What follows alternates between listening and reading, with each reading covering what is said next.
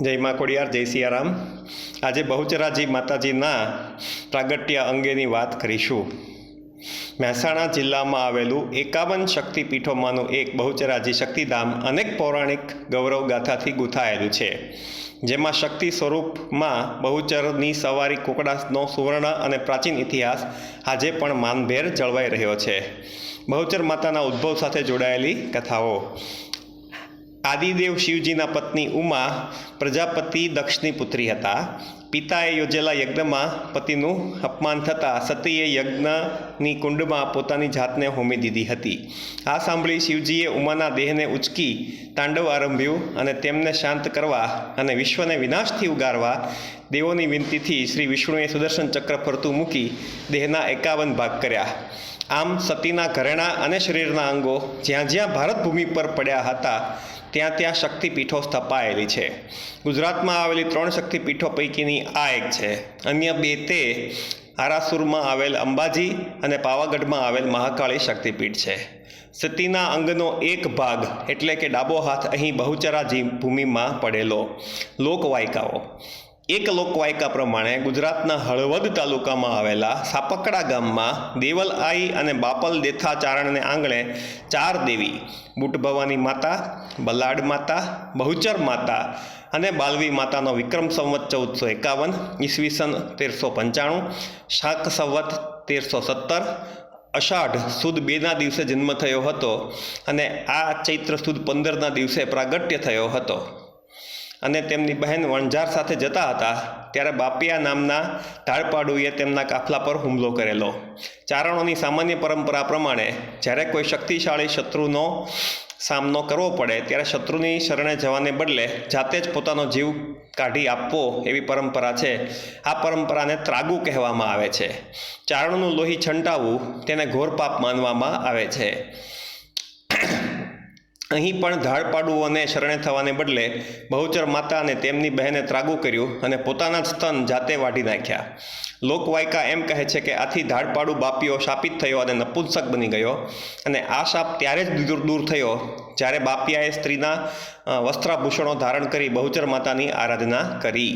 હાલમાં ભારતના હિજડા લોકો ઘણા ભાવપૂર્વક બહુચરાજીની ભક્તિ કરે છે અને તેમને પોતાની આરાધ્ય દેવી માને છે। આ પૌરાણિક મંદિરનું નિર્માણ, ત્યાં આવેલ કિલ્લાનું નિર્માણ માંજીરાવ ગાયકવાડ દ્વારા વિક્રમ સંવત 1783 અથવા ઈસવીસન 1839માં કરવામાં આવ્યું છે। તે સમયે કાદીના સુબા નામના વ્યક્તિએ મંદિરની જાળવણી માટે 3 ગામો આપ્યા હતા અને આ ગામોને રૂપિયા 10,500માં પ્રતિવર્ષ જાળવણી કરવા માટે ચૂકવવામાં આવ્યા હતા। આ વ્યવસ્થા સરકારી નિયંત્રણ હેઠળ રાખવામાં આવી હતી। આ મંદિરના વિકાસ માટે સયાજીરાવ ગાયકવાડે GBR રેલવે વિસ્તરણ કર્યું હતું જે તેમના રાજ્યના નિયંત્રણ હેઠળ બેચરાજી સુધી હતું। કેન્દ્ર મંદિરનું નિર્માણ મરાઠા દ્વારા કરવામાં આવ્યું હતું। સંત કપિલદેવ વરખડીએ મંદિરનું નિર્માણ કર્યું હતું અને ત્યારબાદ કાલરી રાજા તેજપાલ દ્વારા તેનું પુનઃનિર્માણ કરવામાં આવ્યું હતું। ત્યાર પછી આ મંદિરનો ફરીથી એકવાર જીર્ણોદ્ધાર કરવામાં આવ્યો છે। વિક્રમ સંવત કેલેન્ડર મુજબ મહિનાના 15 દિવસ એટલે કે દરેક પૂનમની રાત્રિએ અને આસો સુનમ આઠમના દિવસે તથા ચૈત્રી શુદ્ધ પૂનમના રોજ પોલીસ માતાજીને સલામી આપે છે। તેઓ માટે આ મહત્વનો દિવસ ગણવામાં આવે છે। કેમ છે બહુચરાજીનો વાહન કુકડો? માતા બહુચરાજી કુકડાની સવારી કરે છે। ગુજરાતમાં સોલંકી રાજવંશના સમયગાળા દરમિયાન પાળેલા કુકડા રાજ્યના ધ્વજ પ્રતીક હતા। જાણો આનંદના ગરબાનું મહત્ત્વ।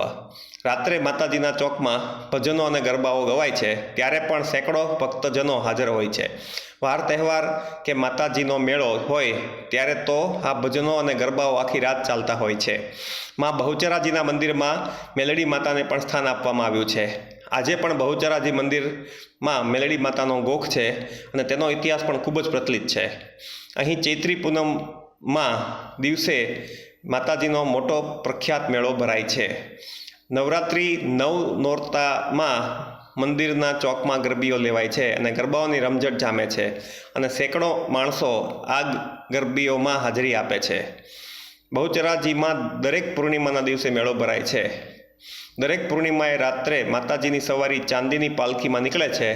તથા વર્ષની ચૈત્રી પૂનમ તથા આસો પૂનમ શરદ પૂનમના દિવસે રાત્રે પાલખી બહુચરાજીથી નિજ મંદિરેથી નીકળીને બહુચરાજીથી આશરે 3 કિલોમીટર દૂર આવેલા શંખપુર ગામે જાય છે, જે માતાજીનું પ્રાગટ્ય સ્થાન છે, જ્યાં માતાજીની પાલખી અને આખા શંકલપુર ગામમાં ફેરવવામાં આવે છે અને મોડી રાત્રે માતાજીની નિજ મંદિર બહુચરાજીમાં પરત આવે છે. તો આજે માતા બહુચરાજીનું પ્રાગટ્ય અને એમના અંગે થોડી બીજી વાતો મેં બહુ વિનયપૂર્વક અને ભાવપૂર્વક કરવાનો પ્રયત્ન કર્યો હતો. ફરી એકવાર કોઈ ભૂલચૂક થઈ હોય તો માફ કરજો. જય મા ખોડિયાર, જય સિયારામ, શુભરાત્રિ.